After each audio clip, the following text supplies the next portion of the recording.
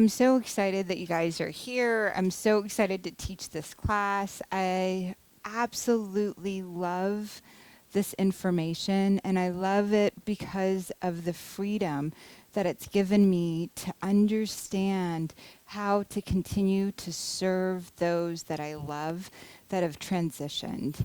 That's one of the reasons that I'm teaching this class. And originally, I think it's been maybe 2 weeks that Linda Holman, the building that we're sitting in, this building was put together by Dr. Ron and Linda Holman, and she just transitioned within 2 or 3 weeks ago, less than that. We live such busy lives that it seems like we've had 15 events since her transitioning. And these are things that I were taught to be by my grandmother, things that I've learned in India, things that I later learned in Egypt, and I've understood as I study traditional Chinese medicine and the way they pray and the way they honor the ancient ones. And so today's class is really covering the 12 gates of death, the mystery school teachings from Egypt, India, China, from other regions as well, but all of the images are really Egyptian because there's so much of that great information. We're going to go into the 3 deaths and how to communicate through the veil. Once it's occurred, once the physical body no longer has the life form that we are currently engaging with each other right now, when we no longer have that, how do we continue to communicate and connect with and serve and be served by the ones that we love? And so I'm so excited that you guys picked out cards. And part of this is all of us are affecting not just what this field, each other here, we're also affecting the other world as well as it affecting us. And so I'm so passionate about you being able to pick out a card. And I want you to start formulating today, August 2nd, right here, right now, under the energy of the blue moon, under the energy of all of the shift and changes. And right now, astrologically, especially until August 5th, we're meant to be in our own house. So, oh, thank you. Thank you.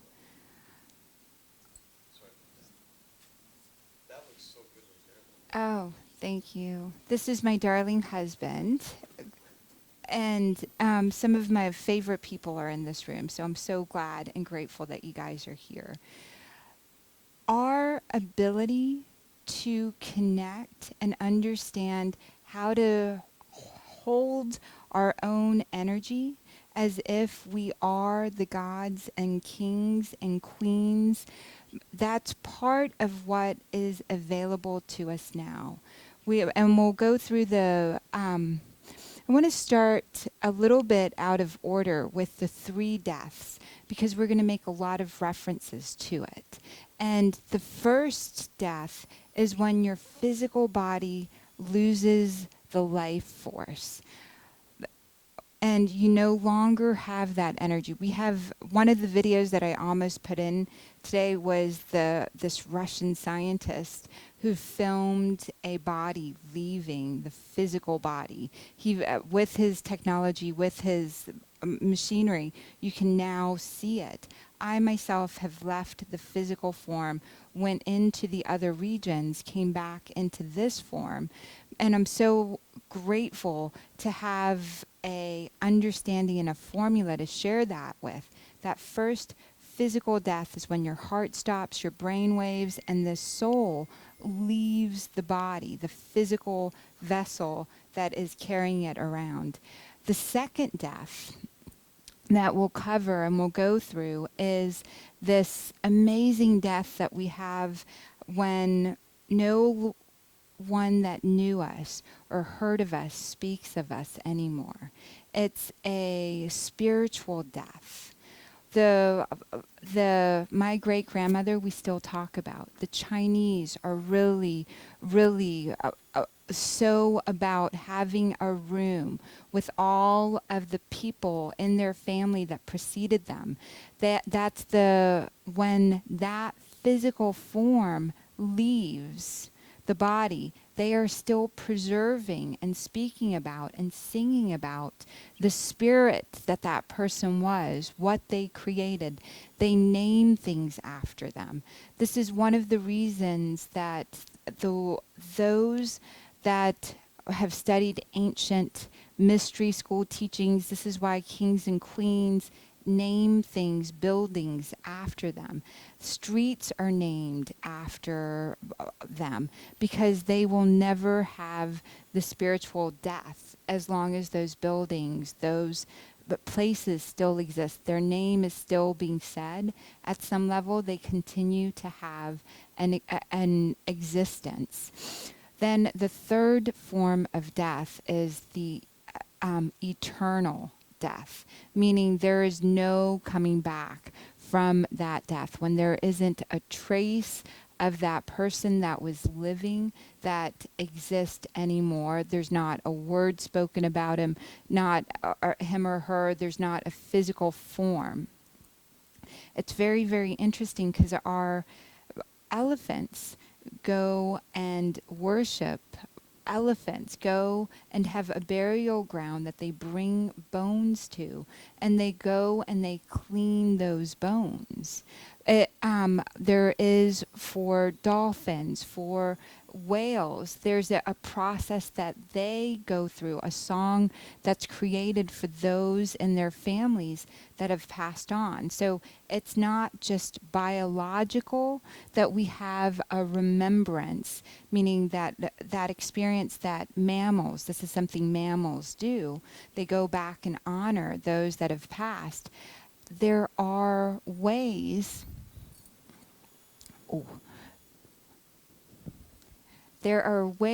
in which we get to really experience and maintain in physical form right now. We have the possibility of making sure that we don't ever from this form. And at some level, there is a belief system that every being that ever lived will be remembered, but for them to be remembered, that they have to be brought back from the eternal death. That's part of the netherworld chaos. That's part of the mystery school teachings. That's part of the 12 gate systems that allows for them to be brought back. And so it's kind of a fun thing to talk about. And this is going to be interactive, so feel free to ask questions as we're going through this. This right here is a picture of the Valley of the Kings in Egypt. And so much of what we know, who has been to Egypt? Okay, awesome. Who would like to go to Egypt? Awesome. Yay. Who's looked at pictures online and studied Egypt? Who's been drawn to it from a young age? Oh, awesome. Like, there's something so amazing there. This picture is so beautiful for so many reasons. This part right here, the sands, the mountains, everything moves. This right here, like a tiny, teeny, teeny ant of a person could be seen there.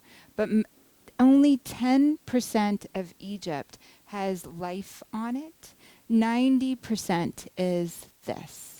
90% is moving sands, moving sandstorms, amazing things that where all of the information around early human or whatever we know about life was preserved in this region covered by sand, along with a really rich area of people growing food, life, and much of what we experience every day, the average person would not have experienced. What I mean by that is running water,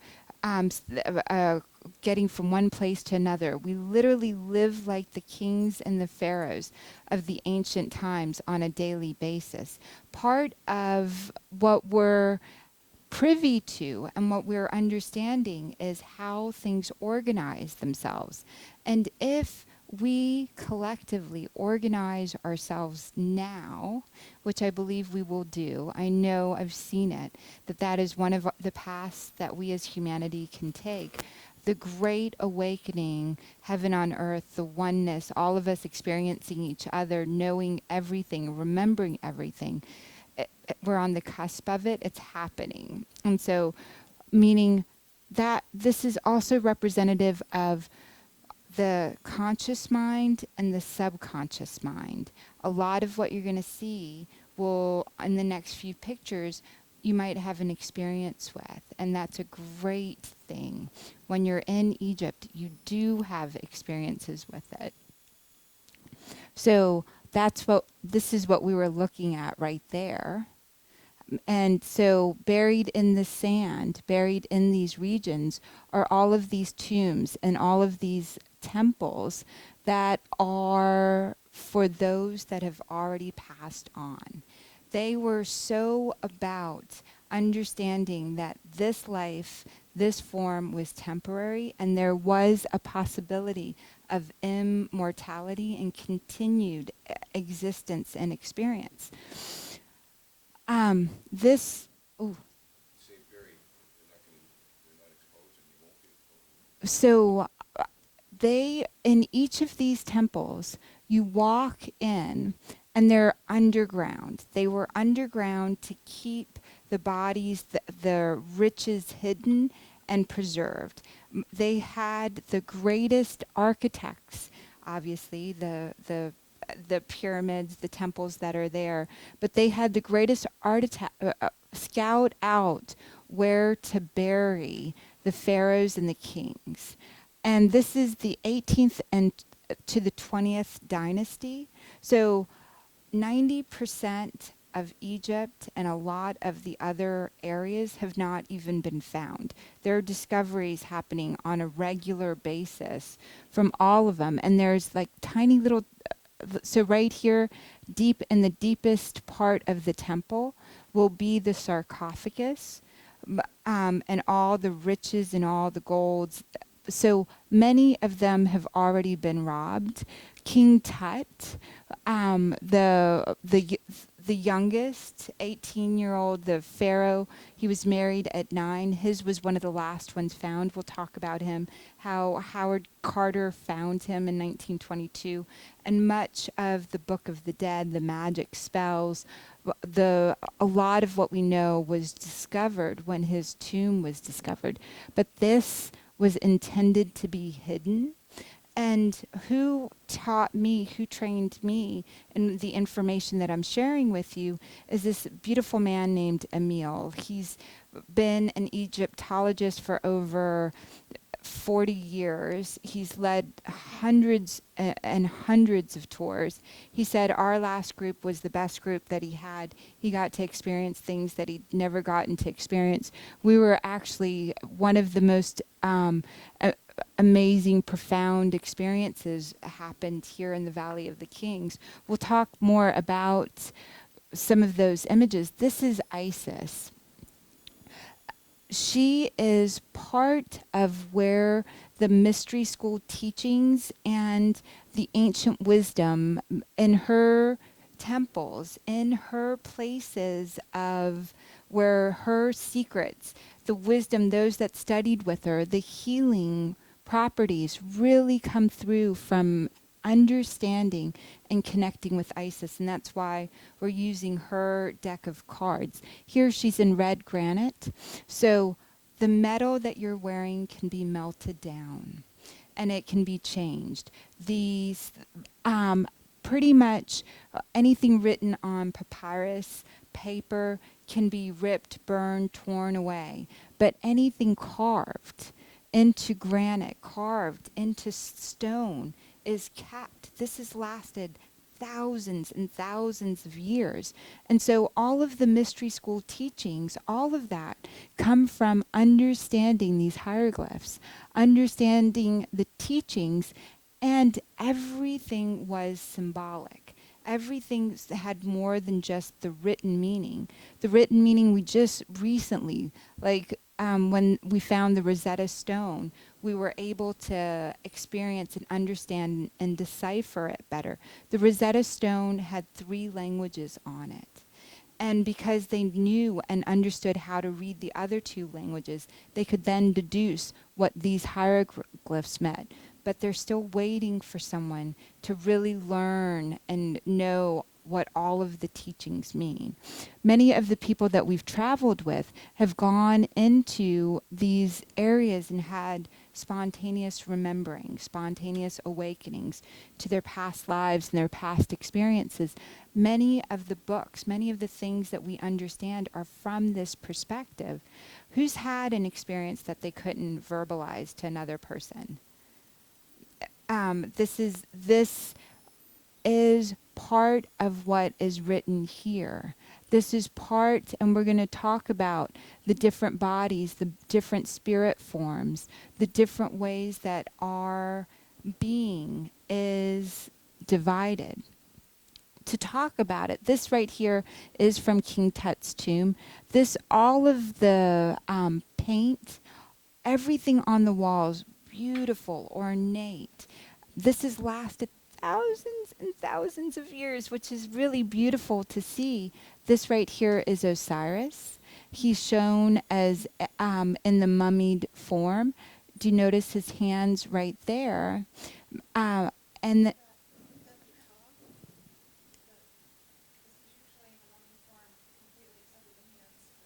except for the hands free, correct. This right here, and I'm going basically with these right here as the guardian when you go through the various gates, the various forms, these are the various ways that we see our spirit right here. We'll dive into each one of these, but this right here and is based on the green, based on it being put back together. Right there, and this is a sarcophagus in the tomb. We believe it's in King Tut's tomb that this image is from. On every mummy, on everyone that's mummified, on all of the bodies, certain things were found. And part of what was found was usually the skeleton of an ibis bird, a tiny little bird. And part of the belief system, went way too fast. Part of the belief system was that during the night, the mummy goes through the underworld, and during the day, it takes on the form of a bird going through this region. There is the underworld, which is chaotic, and there is this region, which is more organized and free and light. And there's layers of this world based on organization, based on who and how we're being. So I want to talk a little bit about the creation story. So just think of everything as energy. Everything is energy, and there was no defined energy. And that no defined energy had a start and defined itself out and defined a beginning of all things and created, and it's believed, the sun, or the energy of the burning star energy, what gives rise to the sun, created the elements. Those elements got together and created the heavens and created the sky and the earth. They mated and created a heavenly region out in the universe, the cosmos, and they created the earth, and they created 5 kids: Osiris, Nephthys, Isis, and Set.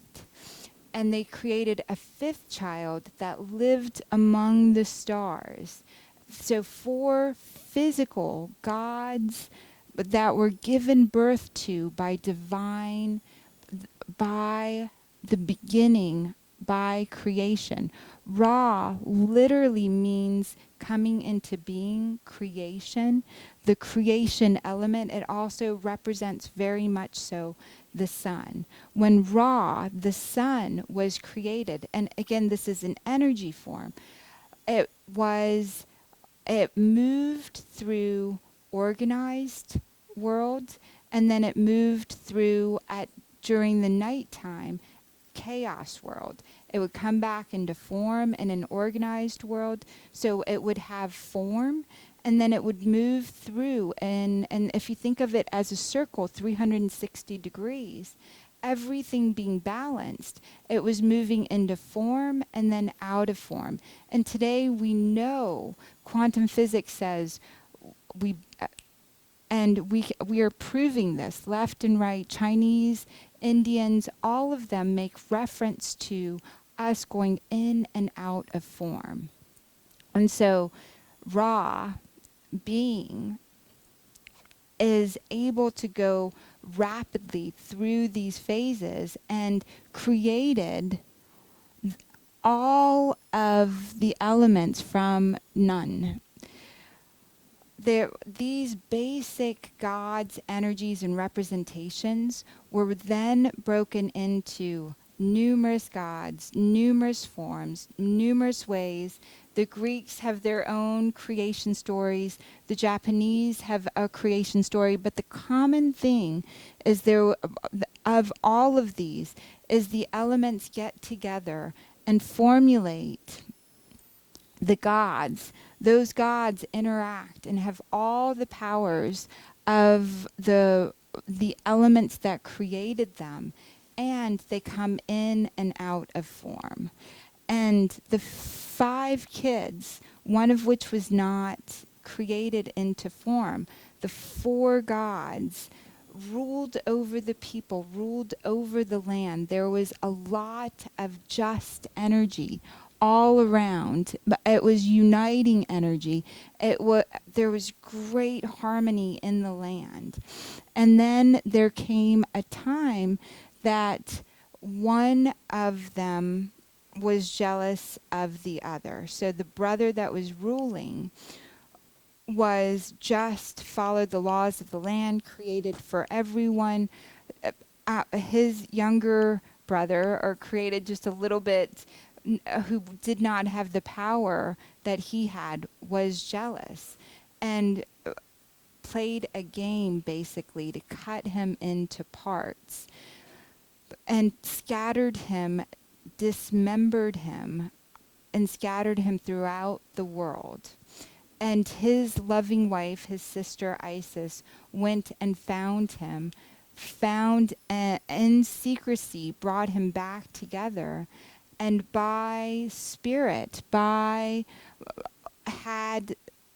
was impregnated by the no longer living form that still had the energy of, if you can still be fertile, if you can still create, you have the energy form of creating. So Osiris, in his passed away form, found again Isis, sat on top of him and became pregnant with a baby that was the 5th child that was among the stars, Horus.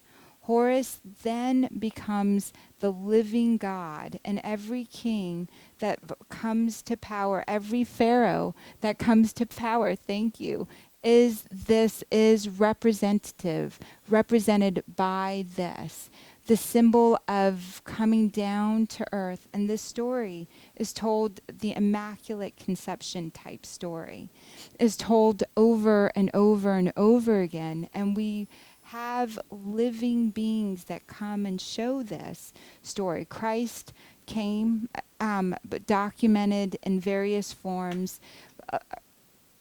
The first person that saw Christ back to life in his energy light form, being Mary. What I want to share about that story is he showed us that you can lose that physical death, but still have the spiritual body, have the body ascend with you into the eternal life. It is so the stories on the temples in Egypt, the stories carved, etched into stone that have not been changed, that are being interpreted and understood based on how we're able to read the language, shares that there is this possibility of life coming from a human form coming into place, and the ability to go fully into an immortal state with the body. So Christ had his body, became light, ascended into the eternal regions. We have the Chinese, Buddhist monks. We have stories, at least 250 stories that I've read of beings that had a human body that took them with them into light. And so this is part of understanding why is it so important to understand these ancient wisdom mystery school teachings and to know this information over time. Part of it is the ability for all of us to do that if we are one form that's been divided and divided and divided, and all of it still has all of the energy of nothing and everything, chaos and order in it. If we order ourselves first, then ourselves second, and that all of it becomes completely available for us to dance among the stars, going in and out of form, materializing, dematerializing, whatever it is, into form, which again the ancient mystery schools talk about being, and there are no records of how the pyramids are built that have been exposed to us yet, but understanding that there are people that have learned how to use this technology and information to create things like the pyramids.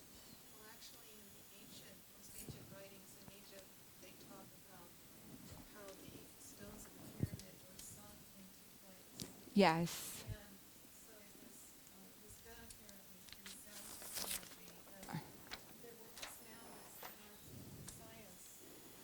Yeah.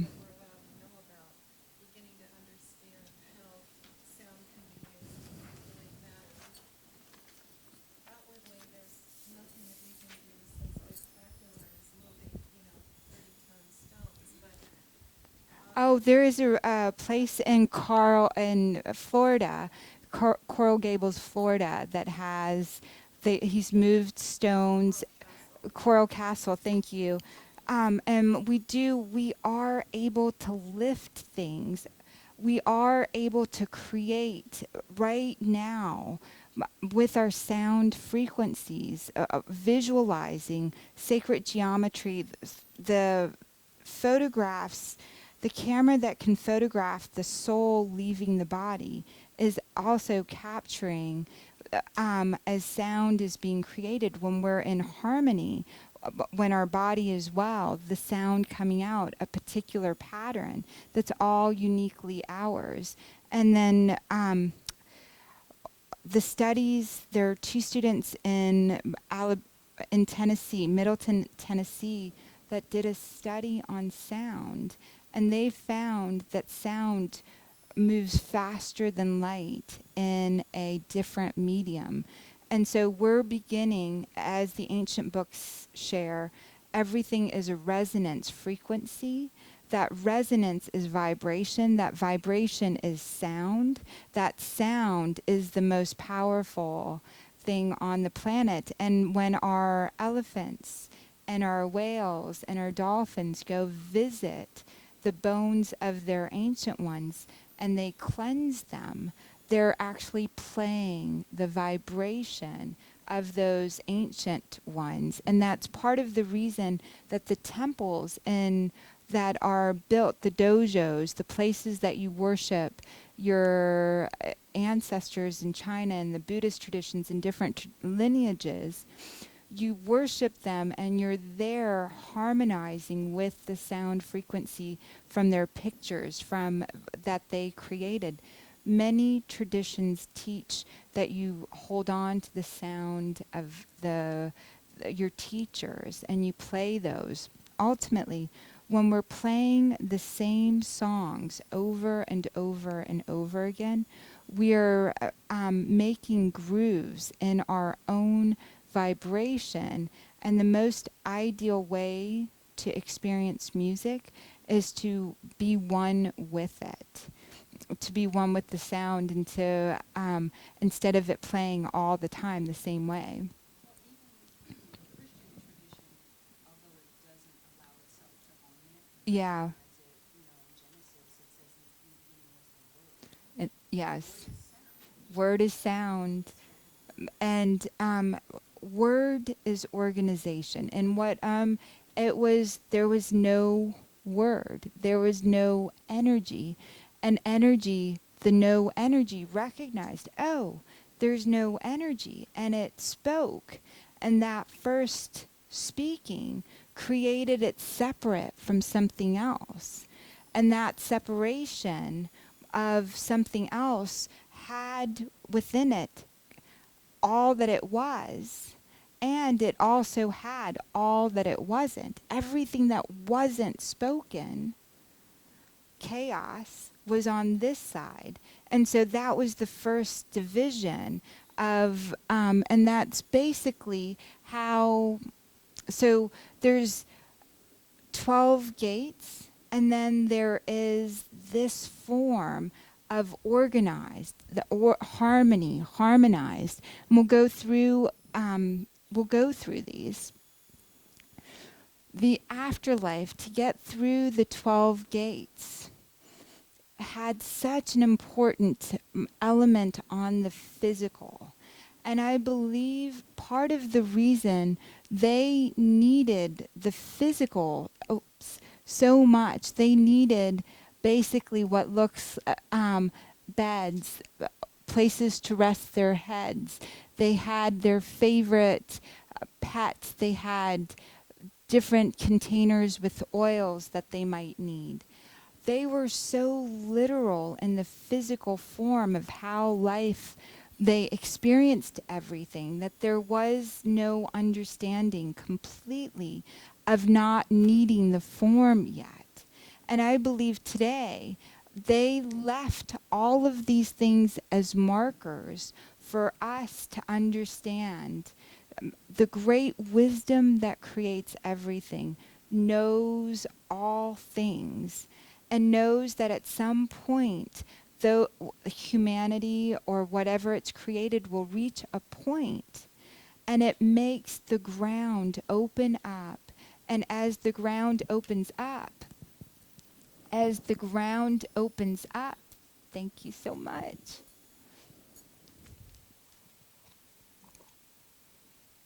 Can I ask a question? Sure, please. Pondered about the obsession, with the physical. It just seems to me like this obsession with the physical afterlife that Yeah. keeps them bound to the earth. Yeah. And they couldn't, I don't see how So, could actually ascend when everything. Yeah. Okay. Actually, there's another idea or understanding that the reason that they build like all these yeah. physical objects is because those physical objects were the matrix or the physical form that was going to be copied energetically in the next level. They didn't expect that they were going to take those physical things with them or they were going to need those things, but those served as like the blueprints of the things that would be produced energetically for them on the next level. everything, thank you, is everything was shared as symbolic. It was all symbols. And truly understanding the energy. What we see is from the 18th, and this is from the 18th and 19th and 20th dynasties.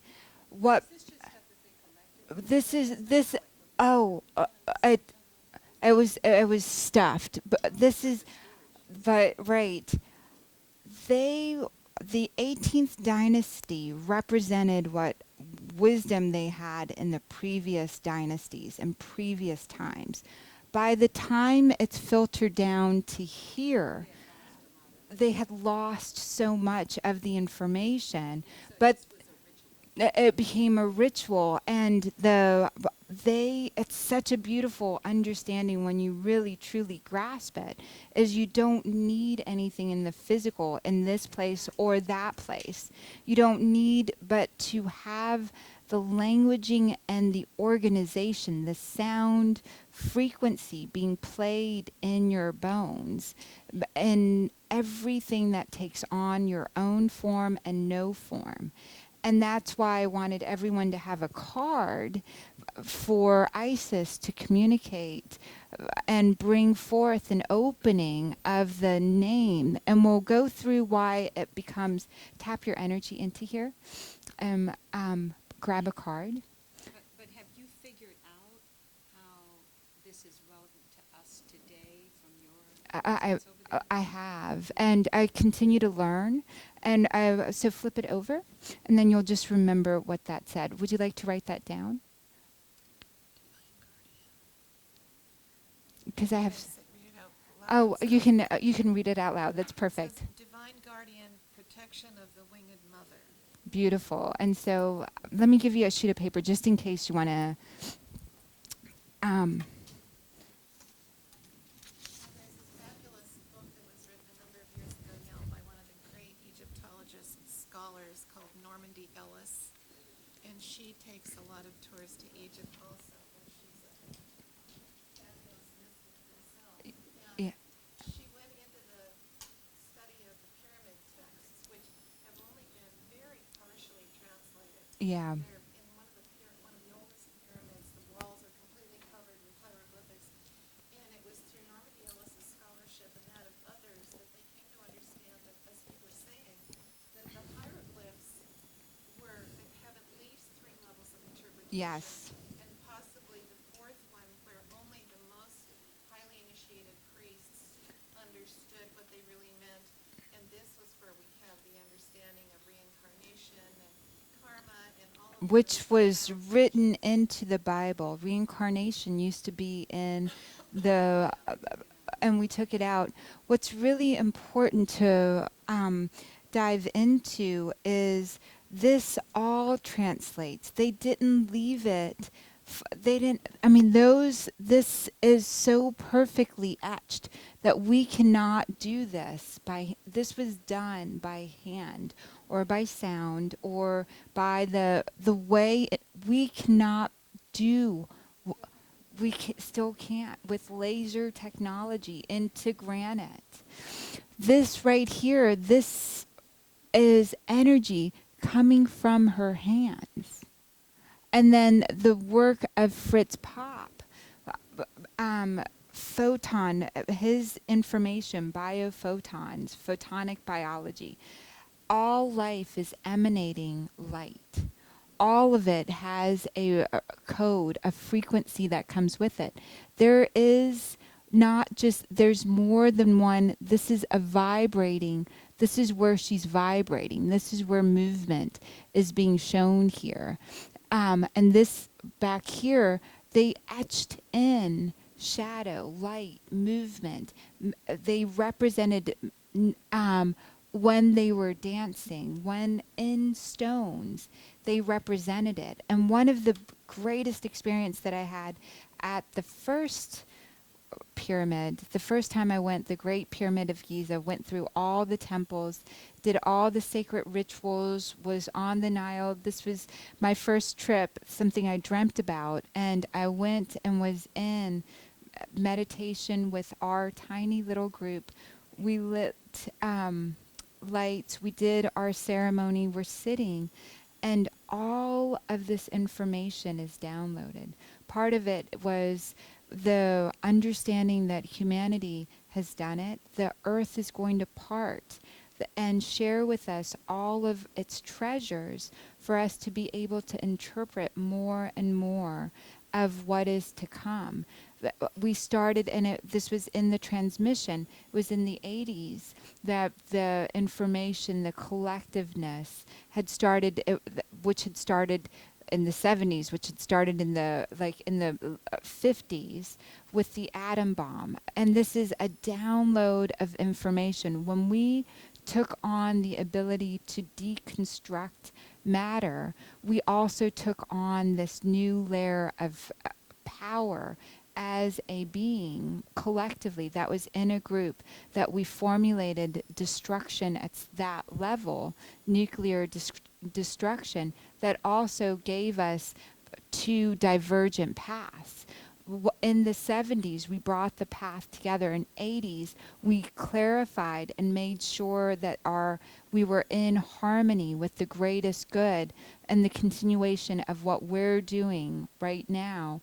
This oneness, this waking up, this energy of really understanding and communicating without words from the heart, a frequency with one another and all of matter that exists. And it was in images, it was in symbols, it was a taste and a flavor, and it was regions of the earth.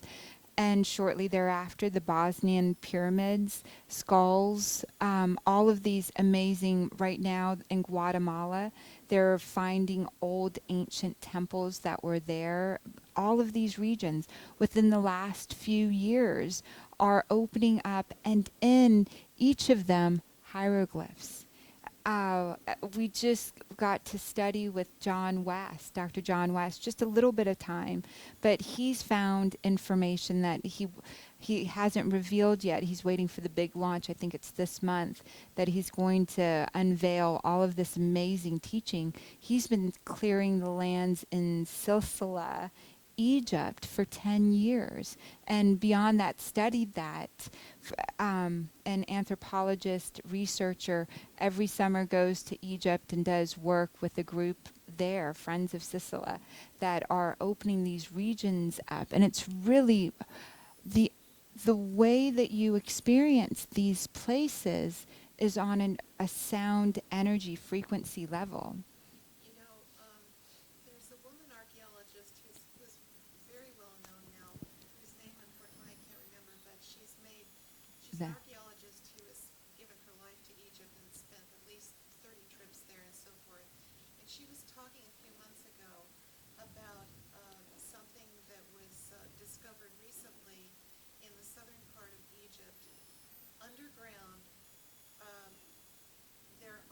there's a whole complex of palaces, temples, tunnels, and so forth, which covers a vast area, and they estimate that it's probably 100,000 years old. Yes. So this talks about, this tremendous cyclical nature of culture and the great, epochs of time. Yes.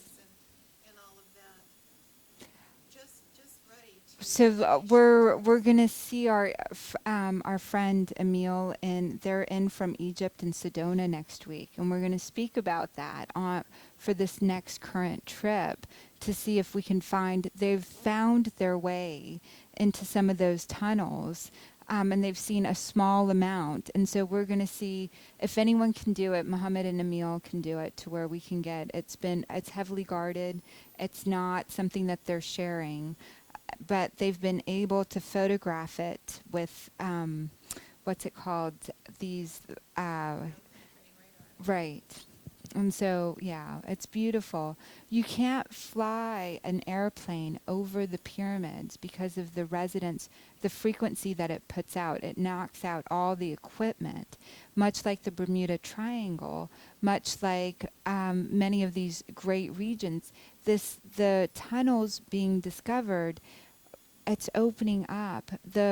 We know that there are a group of beings, and this isn't often talked about, that live inside mountains. There are a group of, yes, in Telos, and there are a group of beings that live in the sky, high regions, trees. And it seems so wild to say that aren't utilizing the same levels of oxygen, that look completely different. There were at least five different races of humans, holding that frequency of light. There were at least five. We know three of them, forms went extinct. There are two left. We are one of those, everyone sitting here in this room, that we acknowledge. There are those that live in heat, and they're now documenting it, and it's such, and in the water, deep parts that we've never discovered, and it's amazing what we're discovering. And thanks to all of us being connected, that you can't change anyone else but yourself, and being in service to another opens up even if that other isn't necessarily in service to you, you being in service opens up the word, the sound, the chaos versus harmony frequencies. And so going through this, again, this I believe is in the museum. This was King Tut. Everything symbolic, everything representing something. One of the keys that they really, by the 18th, 20th dynasties, and they really wanted to preserve representations of that they could come back into when they came to visit.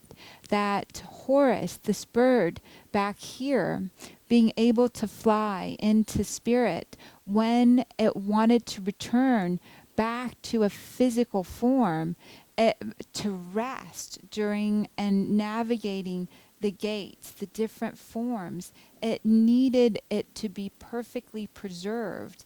So they created these sacred rituals, sacred burials. So there were many coffins, many different regions that these beautiful, the mummified bodies, the mummification process itself took at least 70 days. You would find symbols, things that they would need, they felt, in the afterlife. It had a mummified a mummified ibis bird for it to utilize. Let's see. So there is the bird right there, the mummified version, lots of symbolism. They used this, or what, boats that would carry them through.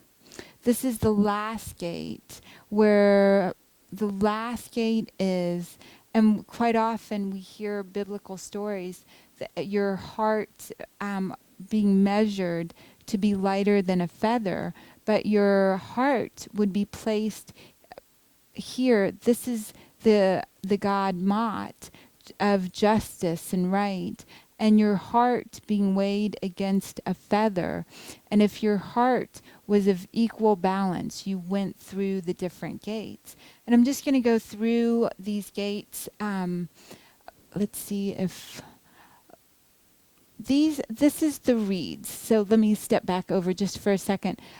There are different size beings. These are boats that were utilized to navigate the underworld, the chaos world.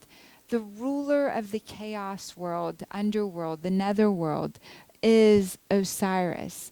There wasn't even a need for that separation of that. Everyone and everything went on. But when Set chopped up his brother, dismembered him, scattered him across the lands, and he was brought back together, he then went into, there's a crocodile, there's all sorts of, he became the guardian to allow for anyone going through this dark region to have a guide to help them go through and come out to the immortal light world.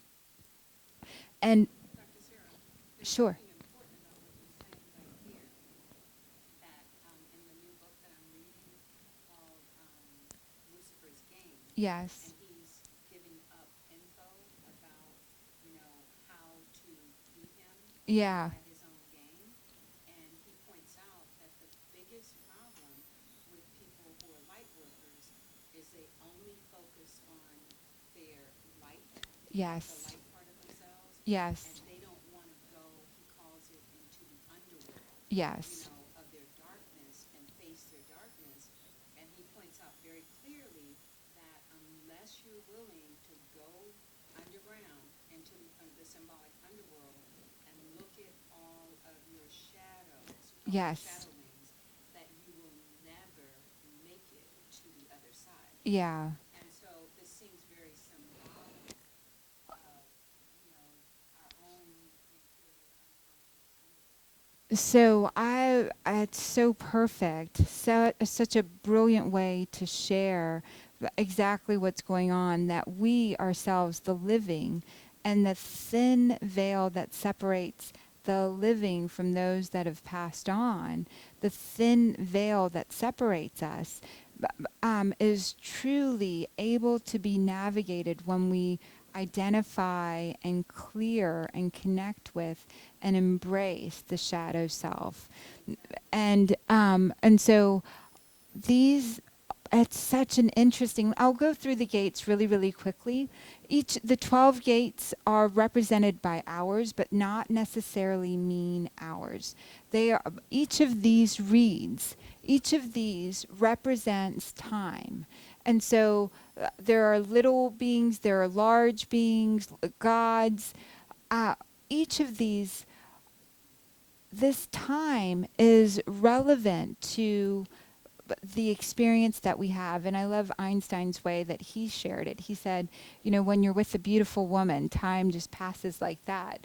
And when you have to do a tedious task, it just doesn't seem to, that hour just goes on and on and on. So think of these hours or these gates from that perspective, those concepts. The first gate is really, and we no longer need to die to go through these gates. And this is part of what I believe occurred while the ancient Egyptians that were privy to the information, the inner temple wisdoms. So the inner temples, the most inner regions, the pyramids, these chambers are sound chambers. They have places for you to vocalize, specific places that you stand, specific ways that you hold your body. Within the chambers itself, specific places you lay, specific places that you move. These chambers resonate, amazing frequency, toning in them. And the gates, we no longer need to die in order to step through these gates, through these hours, through these times. We just have, and the gates are, each of them have guards, guardians, masters, if we wanted to call them, that assist us. We collectively, the human race, the guides, have done enough work, enough prayer, enough of us have gone through these gates, and they're on the other side with a clear message, a clear trail that only those that got to go into the inner regions now have access to. So let me say that again. We have access to the inner chambers, the inner medicine, the inner knowing, the inner healing, the inner empowerment. The earth has opened up because enough went through the process in our communicating. And that first hour for us, the first gate, is understanding truly death is to absolutely let go of any fear of death is the first part of this. And there are a million little deaths that we can have every single day. So, once upon a time, I used to get really, really nervous. And I still get nervous before a talk. I like to have a little bit of like, ooh, I have my little pep talk before to myself. And I rarely look at my own videos because it drives me, I don't enjoy seeing myself in that form because I'm so highly critical of my physical form for whatever reason, given the way that I grew up, whatever it is. So every day I die many deaths from this standpoint. Before, I used to not go out unless my nails were done, unless I felt perfect, unless I felt like I had, not even sharing the information that I thought might help someone because I was afraid of someone else's opinion. I was a little bit. So every day I let go of something else. I let go of something else that might have stopped me. I release some way that I judge or harm myself. Some formula for if I see a word or a thought that might have hurt me in the past, and I'm like, oh my God, wow, that stung, or that was interesting the way that I received that. I sit and I let that little part of me that felt that die, and I see what that thought or what that information or what it was created to give me. So say my son says, "You're the worst mommy on the planet," which he hasn't done. I'm so grateful he hasn't done that. And it's just, but if he did, I would feel it. I would feel it. I'd probably start tearing up. I would start having, and then I would take a deep breath and I'd be like, this too, I can let go. How would I show up without that thought in the world? How would I be if that part of myself was not affected?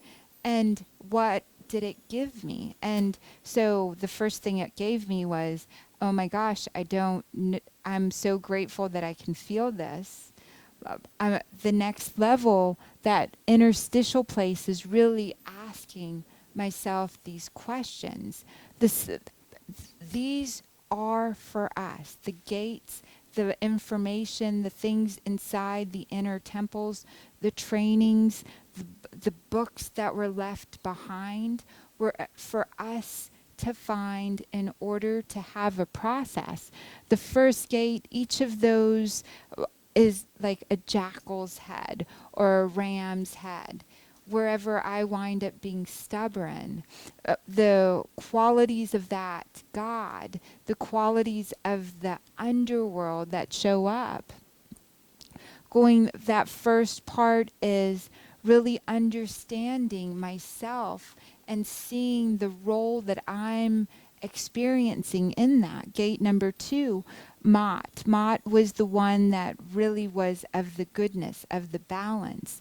The upper and lower registered through the second hours. And we'll in some future class dive into each one of these processes and go in completely to understand, because each one of these is probably at least a 20-30 minute explanation based on the regions. So there are many books of the dead. There are many that were written, and they were written by the priest and priestess at the time. They were magic spells to help the ones that were being embalmed go through the region. The symbols and what was present really speaks to all the layers that we go through. Gate number 2, Mott. There is this extreme goodness, this extreme darkness, this extreme upper registry and lower registry. So the first space, we kind of go into it's around understanding a way of seeing it. The second part, a great division. Between those divisions, the right here is where mummies start to be reanimated. At the first gate, all the dead that had passed, except for those that are drowned, welcome you. So you hear it's emotional. So I loved the movie What Dreams May Come. What Dreams May Come with Robin Williams in it, and the we're lucky enough to know the director of that. Such a great guy. He's making a new movie that's incredible as well. That scene where his wife is lost and suicide, and that's in a different area where they come through, where the drowned are welcomed back. They were so emotional. Those are the suicides. They are not even aware that they're dead, meaning there is so much emotion there, and they've at some level lost themselves to such a degree. So I'm going to take a deep breath. And who can say, people that walk around that have to be perfect, that have to show up in a particular way, but they're already the walking dead. They're already, because they can't have these little, right, they have to be perfect in every way. They're literally not vulnerable to life, to energy. There's not a growth there. And this is part is they're already walking around in this interstitial space. And we've constructed the world in this way through television, through mass media, through mass certainty to be a certain particular way. But anyone who's absolutely certain about everything in their lives is walking around without being able to be open to going in and out of form, creating, not creating. So Mott separates a lot of that energy in the second gate. So all of the dead come, all of the experiences that we've had. So we know that we're in this new region, we're going through the gates. We then see, oh yes, my grandfather, this person, that person was in the upper region. That weirdo was down in this region, in the lower regions. So it's a conceptual making sense to us, and building trust with us as we're going through these regions, these different parts. Gate number 3, lake of fire. There is your vessel that you're going through the netherworlds has with it Ra, the creation energy, has with it earth. Hi, Swaha. Will you join us in a few minutes? Thank you. It also has the earth in tow. It also has mummies, all of those that are here reanimated as well. So there is some use and some parts that you can use your body and form with. Then gate number 4, there are 2 lakes of fire. There are many coiled serpents and many representations of the 12 gates. You can go, it's basically communication with all the other different gates. You start becoming aware of what's going to happen further. The 5th gate, complex, this is where all the prayers of those that came before you and all the prayers of those that are still living start showing up. This is right here. So this is that mummified deceased pharaoh. Even when you're passing through these different gates, those on this side that are still remembering you are adding. This is where the symbolism of them adding. These were musical instruments. These were sounds. There's water, emotion. This is representative. And later on, in later times, it becomes representative of actually having physical things, gifts that allow you to go through. But this is what was represented in the temples. Then it's printed into papyrus. The papyrus are magic spells that can be used to help. But this is those of us that are living that still remember those that passed on, speak of them. This is what's helping carry them through these different, so the judgments and the provisions through that fifth gate. These gates and the numbers also have a significant meaning.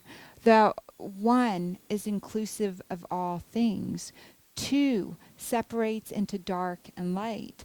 3, there is the purification fire, the spirit fire, and then there is the other parts.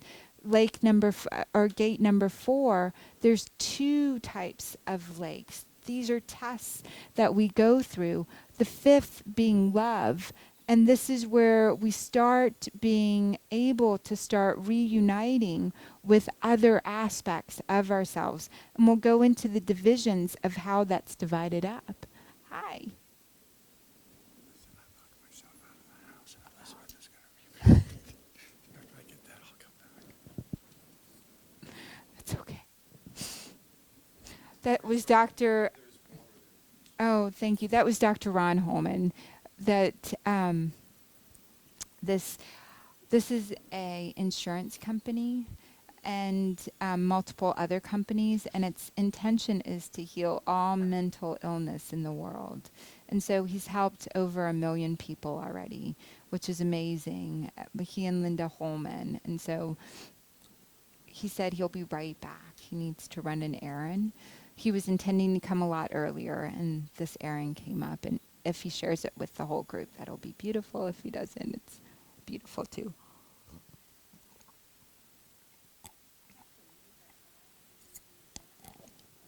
What time is it? Oh, we won't be done, but we'll read your card first. And then everyone else that paid, if that's okay. Just because, okay, perfect. And I don't mean everyone else that paid, but we decided that we'd do it in the order that people paid.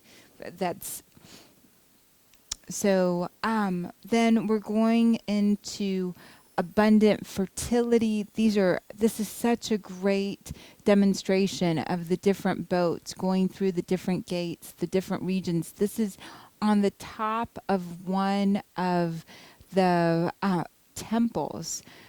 It's amazing what you can see there. If you notice, there's different faces. These are different gods. They're holding different instruments. There's so much. This is still being cleaned up in order for us to interpret it and read it. There's the stars up there. This is more about the provisions that are created, and to really see the divisions of the different ways in which they saw one spirit and one person, one being. So we've gotten to, so this resonates, shares information with, can be described all in mathematical equations based on symbols and pictures. And when you look at the images that represent the gates in the temples, it's so interesting because there is a representation that has the 6th gate. This is balance. This all geometry, everything represents, when we get to the 6th gate, reuniting. And we'll talk about what Ba is. Osiris, the abundant fertility, this is synergy. 8 is infinite time. All of the symbols, all of the representation show how there's a constant continuation of all time. Time is shown as a rope, it's shown as a snake, it's shown as the reeds. You start to see coiled serpents appear. By the time you get to the 8th gate, those coiled serpents start to be unlocked. That many of us feel and know we have many layers of our DNA. When we start being able to do extra stuff, the superhuman stuff that we read about people doing, so some of it could be called like hysterical strength, some of it manifesting things that aren't seen into form, but quickly. That's when you're getting into this region right here where you're able to pull out through your DNA matter. Okay, this is where the drowned are welcome. We ourselves have to go through this, but this is where the parts, the dark selves that we didn't want to see, the parts that we suppress, the emotional things, this is where that aspect gets reunited. Gate 10, we start turning into the rainbow. We start turning towards the light. 11, feared ones, dismembered ones, God on the horizon. Parts of ourselves that we have let go, forgotten, our ability to remember all the connections, communications, and then awakening into immortality. Osiris stays in the netherworlds.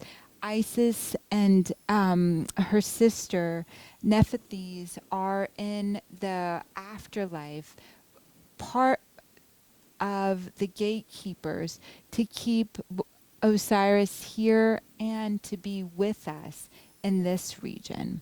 And so we'll go into whew, What it sounds like is it's a map for us today. yep, With our bodies. yep, Because the first half of it is facing our fears and facing the darkness, and then yeah, we have to then move into retrieving those parts, those dismembered parts of yourself that yeah, you denied and that you hid. yes. Then we have to integrate ourselves. So right now, as a human family, as a being, as a person, and so Osiris was scattered throughout the land. Us as a people scattered throughout the lands, not able to remember one another, dismembered from each other, but we are really in the process of recognizing that we're light. We're claiming ourselves and we're remembering. So we're somewhere between gate 11 and 12 right now collectively. Those on the ones that are just stepping into it a few steps ahead of the others, remembering all of these aspects of ourselves, and all of us collectively being awoken back into remembering ourselves. These are these are parts of ourselves. These are the sounds and the representations. And Kat, the physical body, when this is the actual physical form that we're looking at. Let's see if I can find. That's the Book of the Dead. These are some of the. The physical form would be the one that was right here. That's right here. That's being carried. The physical, the Ka, and the Ka is represented like this.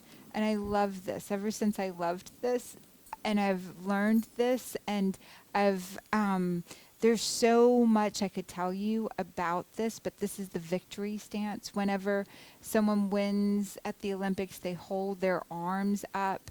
The look that's given like this, there are statues like this in the Egyptian Museum. There's representations like this. What this represents is the energy body. Our physical body is one sex for most of us, female or male. And our light body is the opposite sex. The Ka is the opposite of what you are. So you carry with you the perfect balance. And that's the human-headed bird, which could speed between earth and heaven. It was represented by the beetle as well. In form, you have both of those always available. So your physical body, when you're in balance, has the possibility of carrying with it the feminine and the masculine aspect of itself, and have with it the aspect that can soar.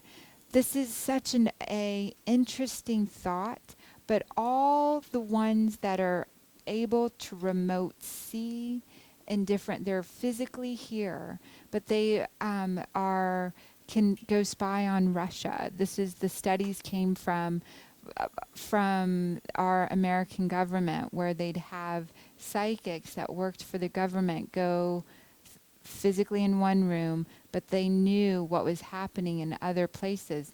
Native Americans have this, a skill set, a way to formulate that. The keepers of wisdom from Australia, that region, they have ways that they train remote seeing. Chinese, and that is something there was a term. We all have this aspect available to us. The headed bird aspect, which speeds between the earth and heavens and can be in any place at any time. Then we have the Shuit, which is the shadow self. That right there is the Shuit.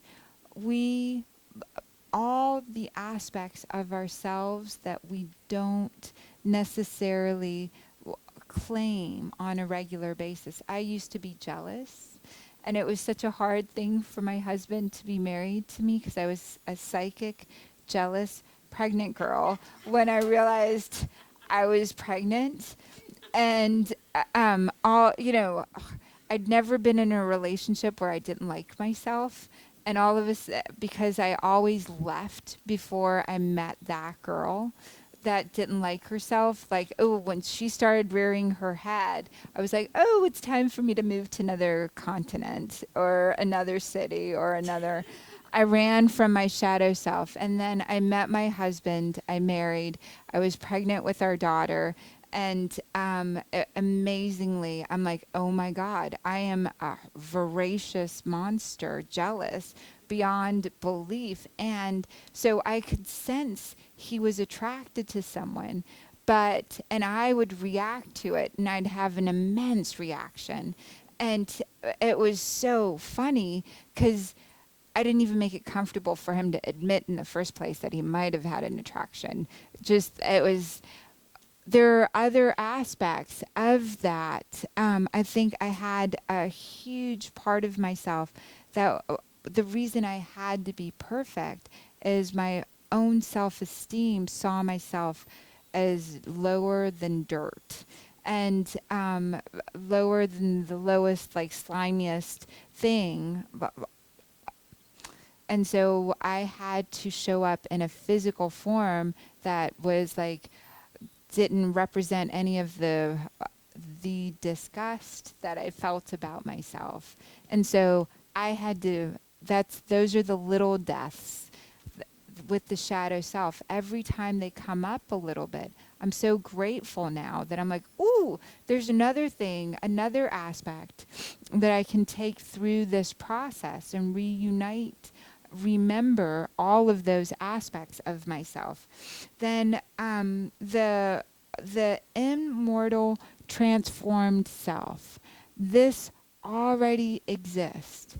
When everything and nothing split into two forms, there was the word the sound frequency, the being that we are, that person already is the perfected self in that wholeness, in that completion, everything and nothing. And it's such a complex thought that we already exist in the immortal, transformed oneness self. It has two aspects, and I love that these are all Sanskrit words that swa. When the word for doing good deeds is swab. You know, my mom used to say, "Do this, tumko swab milega," which means do this because you'll get good, a record of good. Yeah, subhanallah, all of that. So, it's the incorruptible self that is all spirit that already exists, and then there is the physical aspect, the shwem. That aspect already exists as well. The physical that's already, the formed, that already exists within the immortal transformed self. Then there's the Ab, the heart, the source of all good and evil, which is really amazing that we have a physical form, we have the energy form, we have all of these other forms, and then we have a special designation for the heart. And the heart communicates with our heart, communicates with every other person's heart.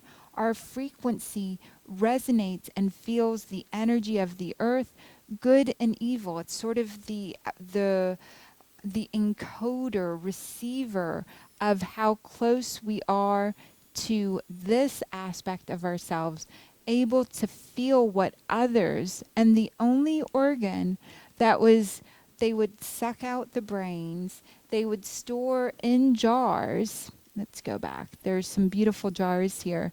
They would store in, so here they are, these jars, and they would store the physical the physical organs. The organs again represent energy. They did this. They understood the spiritual meaning and took it into the literal physical form. The heart either had its own special golden coffin or it was left within the body. That was the only organ not taken out. Occasionally the lungs were left in as well, but most of the time they were put in to here. And the representation, that's one aspect, totally separate. And then the last part is Ren. And this is part of the reason that you have a card in your hand. Ren was your own secret name, your own secret. No, it's never shared with anyone else. And this is something that I want for you to give to yourself, receive in the transmission of these cards that we broke open and picked one from, is this connection. If you go, how many people have had a friend that's gone into hearing, into a psychiatric ward, or hearing voices or hearing sounds, or has heard of someone getting so wasted they have none of the remnants of themselves left? That this is your sound, this is your word. It will come to you, and you can use this to go through those hours, repeating it to yourself, sharing it, sounding it, making that for yourself. You never share this with anyone else, and you hold on to that frequency for yourself. If you find and wound up sharing it with someone else, you can create for yourself another space, doing another ritual. And so part of the cards, part of the reading that we're doing is going to incorporate aspects of these, and they're left blank up here for you to really create a sacred space, your own boat that you navigate your inner temple, your inner space within yourself. The Book of the Dead, the book, basically all of the teachings from ancient Egypt, ancient worlds, ancient mystery schools are all about overcoming fear in all forms. The underneath world has hungry looking animals that are ready to devour you. Some of those hungry animals are our thoughts, those ways that we beat ourselves up, the ways in which we separate ourselves from that oneness. The way to bring yourself back is to take on silence's ideal. And if there winds up being thoughts that come and scary thoughts that come, the underworld, the fear, not being able to do it, the unconscious space, you can completely re-energize your living form, going through holding your name, the sacred sound that you're going to leave here with for yourself to navigate all of those worlds. And navigate through your fears, navigate through any situation that you come through. It is a sound of your own choice that gives to you connection with all of you. So if it connects you to your heart, it connects you to the form that's already perfected in the physical form, it's already perfected in the spiritual form. Repeated saying to yourself makes it resonate in your body. It becomes a vibrational call to, and I highly encourage you to keep it to yourself. If ever you do share it, you can create another ceremony, another event, and do another name. Yeah, because I've heard of this concept that we have a sacred name. Yes. And that if you share it with that other person, then you're giving them power over yourself. Correct. It's a belief system as well. So depending on how much you hold that belief, that you can give your power away by sharing your name. Because you can always create. We're always raw. We have raw in us to create again from nothing, a sound that we can embed. And so I'm so excited. We'll get 2 chairs. Does anyone have any questions? Okay, and the last thing that I want to say is, who's interested in going to Egypt with us? Awesome. We're so excited. We still haven't made forms or anything like that yet, and we've already got 5 people signed up. The suitcase is on the car. I just Yeah, get ready and go. it's so perfect. It's absolutely perfect, because I'm so passionate about this work, about Egypt, about teaching, sharing this, that I make one request, that for all of us to remember Osiris was dismembered, is to take something that you learned today and share it, that really gave to you, give it to someone else. In the next 24 hours, they worked so hard to preserve, to etch, to create this for us. The earth opened up and let us go into it. This man, Carter, searched most of his life and Some say the curse of Tut, King Tut. Many people gave up their lives in order to bring the physical stuff to form. Then for your own loved ones, those that have passed on, if they haven't written a book or they haven't done something that will continue their name forward, remember some formula or way for them to be remembered. I'm so grateful that my grandfather has a hospital named after him. That was one of my greatest learning this information, being able, I wanted to do something to honor my grandmother and my grandfather, so much of their love, their information, and gratefully in his lifetime, bless you, in his lifetime, that there is a hospital and a school that's on the land that he was born in, being built with his name on it. What are some of the other ways we can do that? Well, so naming things, writing it down, lighting candles, if you've got pictures and images, but truly keeping those three forms of death, we will, our DNA, everything will be remembered. Everything will, bones found from long, long time ago still exist in some, forms. Everything will be found.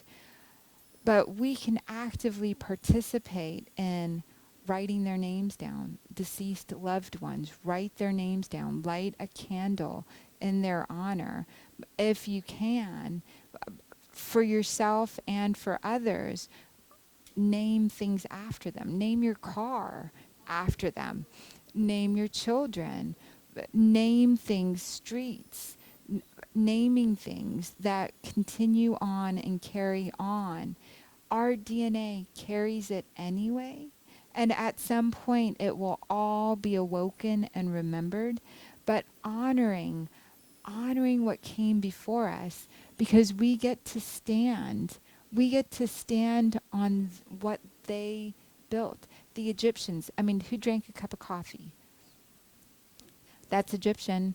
Or, they came up, the flower essences, running water, Romans, Egyptians, we're getting to stand on their, who used seeds or anything with a seed in it? Who ate today anything with a seed in it? This is agriculture. Everything actually came from Egypt. Yeah. Just humanity is nobody existed. Yeah. It's really interesting. Deeper level that we have not discussed. Right. And what's amazing is there are pyramids and these teachings and these regions all over, and underground tunnels that are connecting the literal name of the region of the land, blessed, gift of the Nile, the one that gives, emanates out and is remembered, the information in ancient China and ancient Europe and ancient all of the regions, because it was all one land that got dismembered and moved and separated even. Isn't that amazing? Can you talk a little bit about remembering versus letting it all go, letting those spirits go on? Yeah. Become methodic for all kinds of stuff. It's just a long time. Oh, that's so interesting. So, I love donating things to libraries. When we moved and we had so many kids' DVDs, and we had one of the things that you can honor things with. It's so beautiful to honor it by passing it forward to the next generation. So, if you can take a picture of it, and what if it has emotional appeal to you, it means a great deal, then that's the only thing. It brings you a great deal of joy. That's the only thing you really hold on to. Everything else, you try and find a location. Even selling it is an ideal way to move it forward. So I'm assuming things like guns and things that of that nature that have sentimental value, that would have monetary value, that you could pass on to a museum, pass on to uh, different organizations that would benefit. But in terms of, thank you for that, Deb, appreciate that. In terms of ancestors, do we want to, and you want to honor them, but after 2 generations, should they just fade away into? So it's an interesting thought, but we can all be traced back to Cleopatra. Like 98% of humanity can be traced back to Cleopatra. And just imagine if, and we used to say, I am the son of so and so and so and so and so and so, many generations down. If we had remembered that on we'd all be like, oh, you're my 333rd cousin. You know, that information of being connected. We, so not to get lost in the remembering of them on a daily basis, but we have their biological times that elephants wind up all over the planet going to clean the bones of their ancestors, which is interesting, isn't it? So our moon and the elements of the stars really speak to the different times that we're meant to ourselves honor our ancestors. And I think once a year, roughly for a period of time, and or if it has emotional joy value for you, you can do it more often if it gives to you. But really, truly, we set aside a time that we say this is when we go honor, and it's part of reuniting. So the Mayans, and there are quite a few people that have been trained from the time they were born to share the story of all humanity. Every 52 years, they get together and make sure they're all still telling the same exact story the way it was, the oral tradition was to tell it. They, on small groups, get together every 13 years. And so we go through cycles, and so cycles of about every 12 years, the Chinese calendar based on those. So you could categorize yourself, your family, all the way back to Cleopatra and say, okay, this year every one of the ancestors born in that year, the year of the monkey, this is the year that I honor them for that time frame. And I think the only reason we would do it is for us to give to everyone else the remembrance. Once we remember everything, the whole illusion of separation will dissolve and will move in and out of matter, so that we can talk with and connect with the ancestors in real time. When you get to gate number 6, when the Ba is reunited, when you get to that level in yourself, you're able to go through the veil.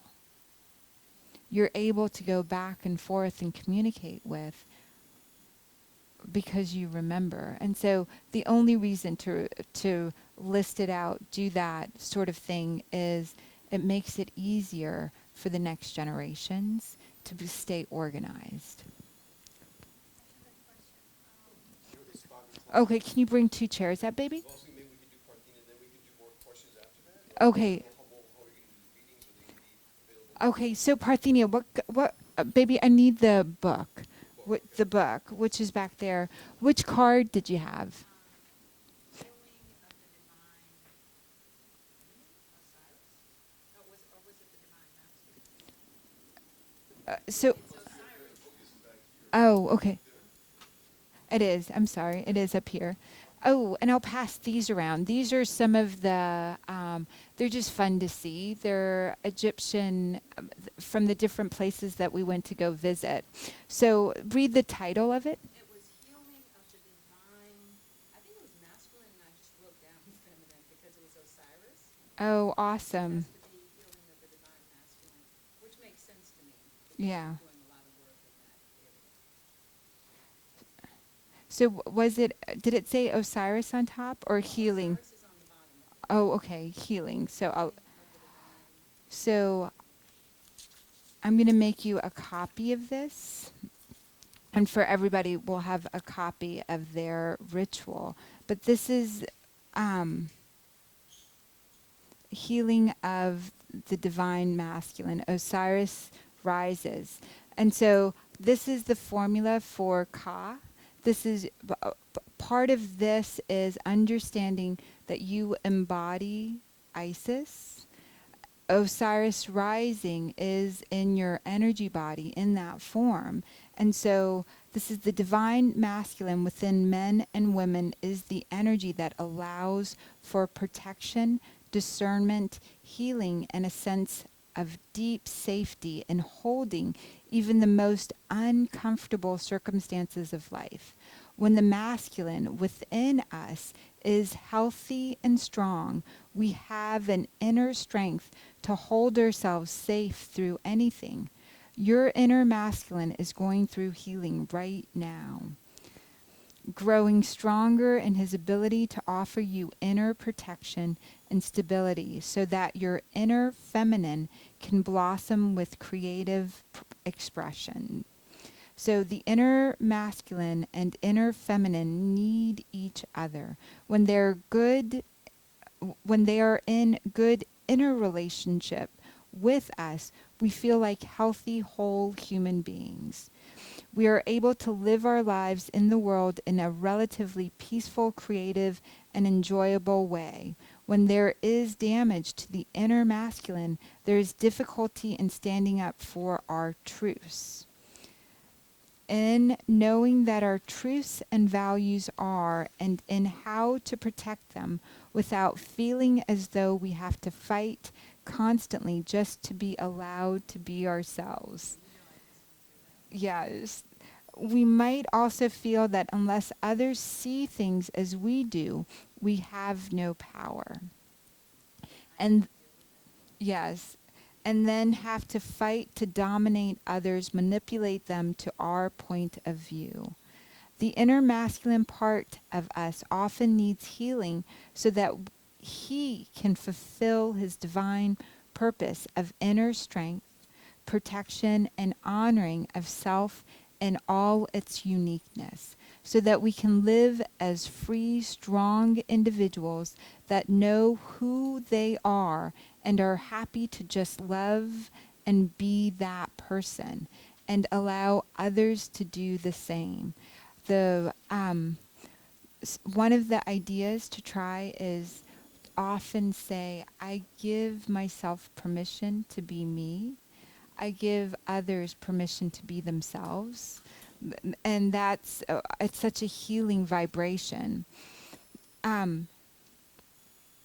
This will happen at all times. He is asked to hold even more consciousness, to hold permission and strength to be even more of the unique self. The masculine within us is to be balanced with each other. There is no point having a powerful feminine with unique values and strong creative force without an equally strong masculine energy that is able to act upon those unique values no matter what others may think. So this is an invocation, and I'm going to copy all of this for you so you'll have this to take home. So there's a ritual for healing the divine masculine and feminine for men and women. And then there's an invocation. And so you can say this invocation to finish the ritual above and use it at any time you need to re-engage with masculine energy in a new and healthier way, whether within yourself, when there is a question of boundaries or integrity at hand. And so part of what I would share with you is make sure your name has a very masculine name. It- you're going to do this ritual, and in the process, you will hear, and that whole process of creating this, the Ren, that aspect of yourself will emerge powerfully through that. And so this is really, it's like, So it'll be revealed. it'll be revealed in the process. So the power of man, man of power, man of fire, man who liberates heart's desire, man within and man without, man stronger than fear or doubt. Father, warrior, leader, lover, protector, hunter, teacher, brother, man divine, man of love, man of earth, man of heaven above. Your strength, my strength. Your power, my power. Your love, my love. Integrity, honor, compassion, protection, tenderness, stability, passion, attention. Man divine, man of love, man of earth, man of heaven above. And I'm going to have you copy this, baby, on the machine right back there. So, yeah, so the whole page, the whole thing. And baby, there's a machine right here. Let me show you. And it's so I think it, and it shows up right here when it's copied. So there's facts right there, and then so you would just take thank you. So yay, awesome. So we're complete. We'll hug, and Greg will get the it's it is oh honey, I wanted you to have this so much, and it's like it's a treat. Dr. Parthenia Grant, and if I will not say no, I'm grateful. You can sign in, and we do a radio show together. And so tomorrow we're on the show with Monique, and it's from 10 to 11. Jose Monique, who's a Mayan skull. He's one of the story keepers, and he holds this beautiful skull. And so you can hear us tomorrow on the radio at Mayan calendar. And on Facebook, if you find us, there's a call-in number, and he's Divine Love Talk. He's going to do real readings for all of the month of August. And then there's a class next week, noon to 2, at your place. Yeah, where he's going to actually, this is the new astrology that's been downloaded and given to the Mayans for the Aquarian age, and it'll blow your mind. It'll blow your mind. He's so lovely. He's co-taught a couple classes with me, and oh, okay. So we'll do more readings. You guys go ahead, take a 5-minute break, and then we'll get the list, and I will see you tomorrow. And I'm like, she's like my partner. It's like asking my husband to pay, like that. Oh, I have. So,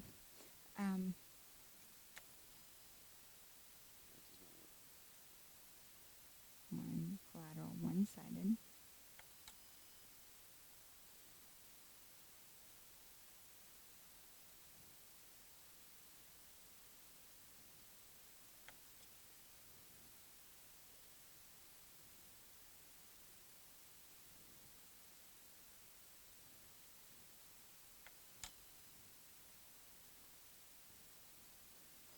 I wish we could just do without.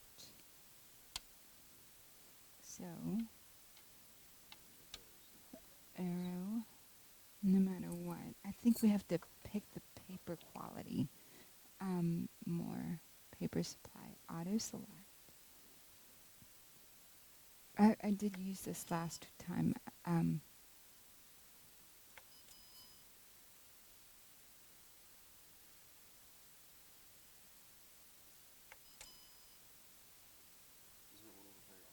yeah, let's try that one. Oh, it is so hot in here. But did you enjoy the class?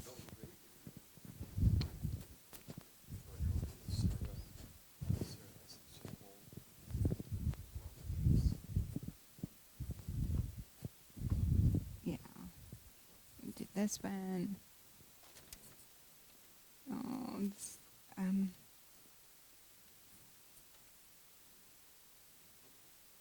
says exiting sleeping mode.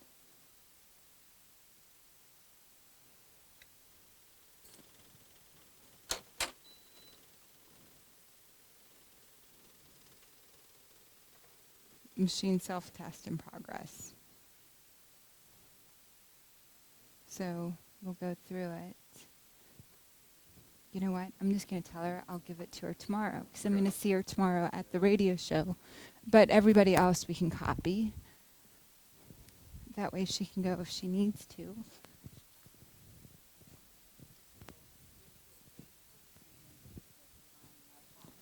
It's also you posted it on my page too. You tagged me. Oh, yes, So right. It's on Dr. Sarah's page, too. but like Divine Love Talk because you'll get so much great info. But everything is there, the address, you know, all the information. Yeah.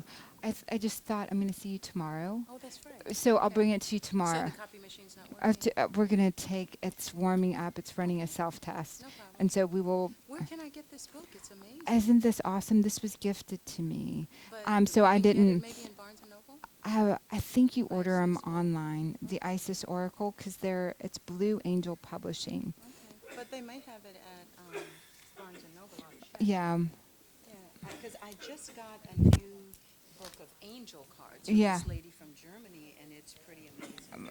A lot of cards have been coming lately. So Isis Oracle. Isis Oracle. Yay. That's pretty amazing because you know that's the work. I I've been know. doing. It's amazing. The On whole. masculine. Right. We'll You see know, if and it. just owning it. Yeah.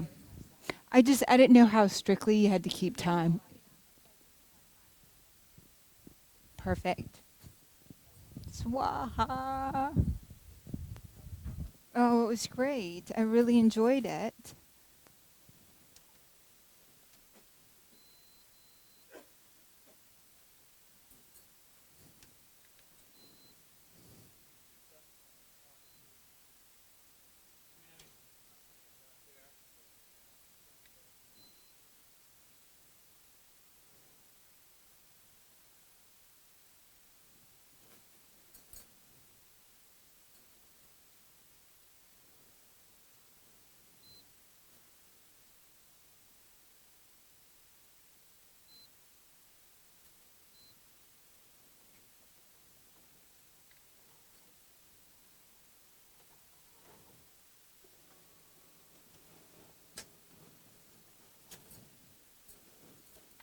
Oh, good.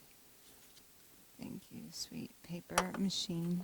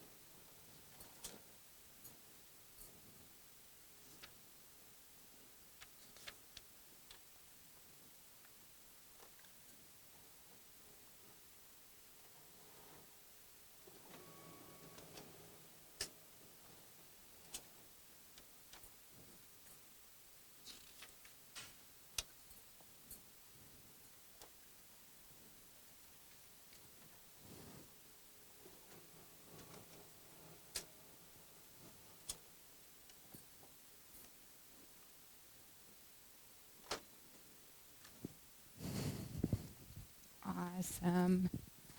Yay. Isn't this amazing? Stand in there or Yeah. sleep inside. There is a whole collection of crystals that are here It's just all of the art, all of the work, just phenomenal. Yeah. Do you know in Mexico there's a place where they find the crystal cave? Yes. Oh, and that huge, stalagmites. They're amazing. Imagine the energy of that. I know. I know. It's like, yay. This is so on the money. Yeah. I'm Goodness. so glad you could come. It's like See, I was miracles. supposed to get this to confirm what I'm doing. Yeah. Yeah, You're that I'm on the right amazing. path. Awesome. Oh, Awesome. so are Yay. you. Thank you. Just a blessing. Oh, Okay, same so here. see you tomorrow. See you tomorrow. And this is, It's on, just go to Divine Love Talk or go to Facebook.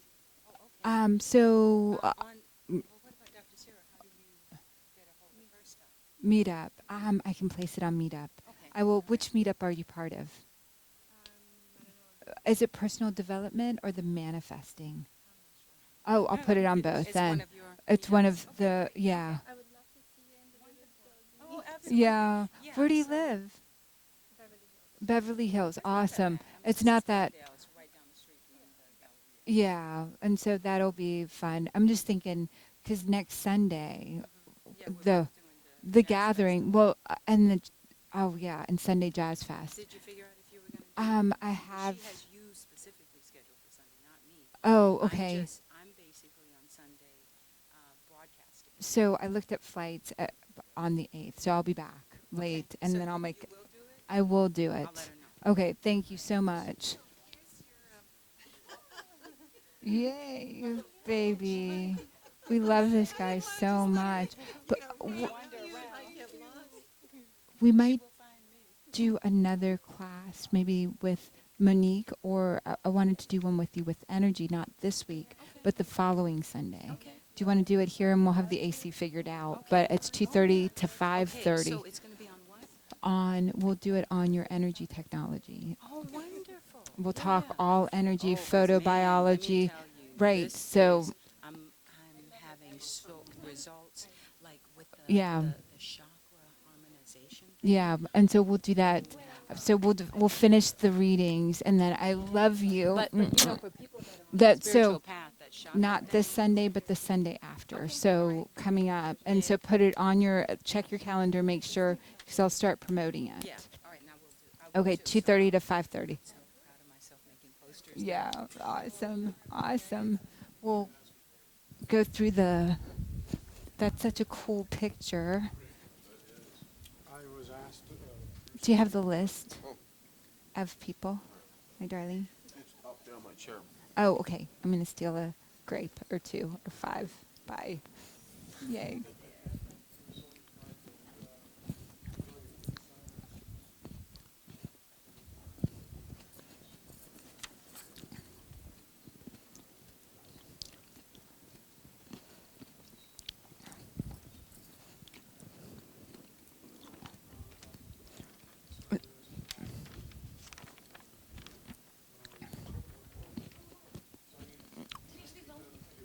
Baby, do you have is this the order that people go in?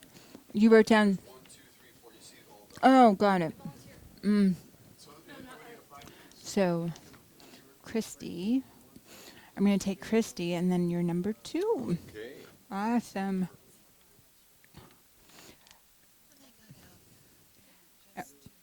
I'm going to steal Christy and do a reading. We'll go back here. I can take both of your numbers and text you the information. Just to make Yes, that's perfect. Yes. So when are you're gonna do the Right card now, thing? yeah, but we'll sit at a table. We'll just do 2 at a time. Christy, right? Oh, Christy, you're first. So there's a box there, back there. You and I will go to the front, right up here, and then Chris is next, and then Gigi.